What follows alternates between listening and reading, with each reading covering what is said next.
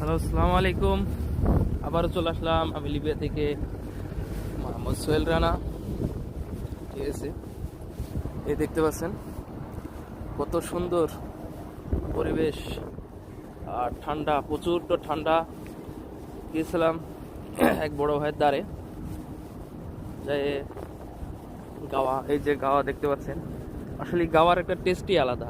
ঠিক আছে, আর কিছু জিনিস ছিল, ওটা নিলাম। দুই ভাই গাওয়া নিয়ে আসলাম গাওয়া খাওয়ার জন্য। এই যে দেখতে পাচ্ছেন, ঠিক আছে, ভালো করে দেখেন এই গাওয়া। আর প্রচণ্ড ঠান্ডা, পরিবেশটাও অনেক সুন্দর, আলহামদুলিল্লাহ। আর সূর্য মামা উঠে পড়েছে অনেক আগে। সূর্য হয়তো পাওয়ার বেশি, তো ওই জন্য আপনার ক্যামেরাতে হয়তো ধরতেছে না, কিন্তু মোটামুটি আলহামদুলিল্লাহ ভালোই। ঠিক আছে, যে গাছগুলো দেখছেন জৈতনের গাছ। ঠিক আছে, কি সুন্দর আবহাওয়া এবং পরিবেশ দুটোই সমঝোতার মধ্যে, অনেক সুন্দর। ঠিক আছে, আসলে কি অনেক মজা।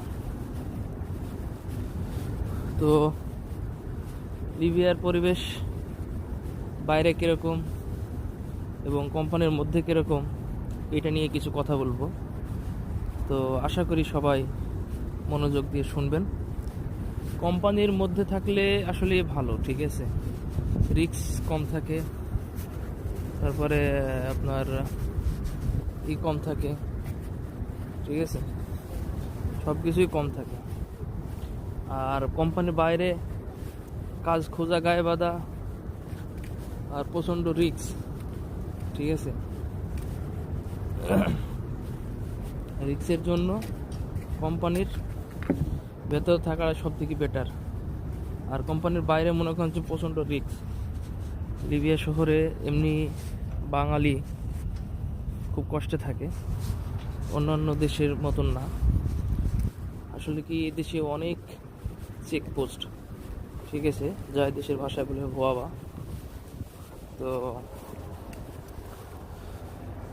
আশা করি সবাই আমার কথাটা বুঝতে পারছেন যে লিবিয়ায় অনেক মানুষ গেমের আশায় আসে। আসলে গেম জিনিসটা খুবই ভয়ঙ্কর, গেম না দেওয়াই ভালো।